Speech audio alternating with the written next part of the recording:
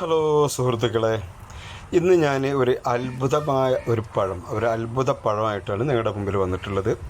ഇതിൻ്റെ പേര് തന്നെ മിറാക്കിൾ ഫ്രൂട്ട് എന്നാണ്. Miracle fruits. വളരെ ചെറിയ ഒരു പഴം. പഴുത്താൽ ഇത് കണ്ടാൽ നല്ല നല്ല ഒരു പഴം. ഇതിൻ്റെ പ്രത്യേകത എന്താണെന്ന് വെച്ചാൽ, ഈ ഒരു പഴം നമ്മൾ കഴിച്ച് അതിന് ശേഷമുള്ള ഒരു 3 മണിക്കൂർ സമയത്തിന് നമ്മൾ എന്ത് കഴിച്ചാലും നല്ല മധുരമായിരിക്കും വായിൽ. അങ്ങനെ ഒരു പ്രത്യേകത ഉള്ള ഒരു ഫ്രൂട്ടാണിത്. അതുകൊണ്ട് തന്നെയാണ് ഇതിനെ മിറാക്കിൾ ഫ്രൂട്ട് എന്ന് പറയുന്നത്. ഇതിപ്പോൾ ഞാൻ വെച്ചിട്ടുള്ളത് ചെറിയ ഒരു പ്ലാസ്റ്റിക്കിൻ്റെ ഒരു ചെറിയ കവറിലാണ്.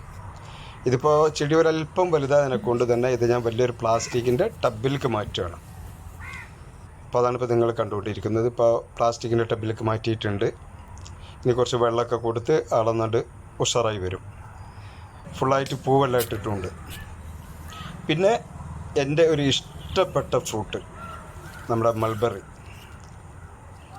ഒരു 10-20 പഴപ്പം അതിലിങ്ങനെ നല്ല പഴുത്ത് പാകമായിട്ട് നിൽപ്പുണ്ട്. പഴുത്ത് കഴിഞ്ഞാൽ നല്ല കറുപ്പ് കളറായിരിക്കും.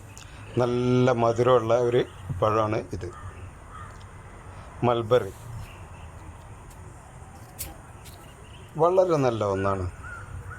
ഇതിൻ്റെ തയ്യോ അല്ലെങ്കിൽ കൊമ്പൊക്കെ കിട്ടുന്നുണ്ടെന്നുണ്ടെങ്കിൽ എല്ലാവരും ഒന്ന് നട്ട് നനച്ചുണ്ടാക്കാൻ ശ്രമിച്ച് നോക്കുക. വളരെ നല്ലതാണ്. മിറാക്കിൾ ഫ്രൂട്ടും ഇന്ന് ഇപ്പോൾ ഈ മൾബറിയാണ് ഇന്നിപ്പോൾ എനിക്ക് കിട്ടിയിട്ടുള്ളത്.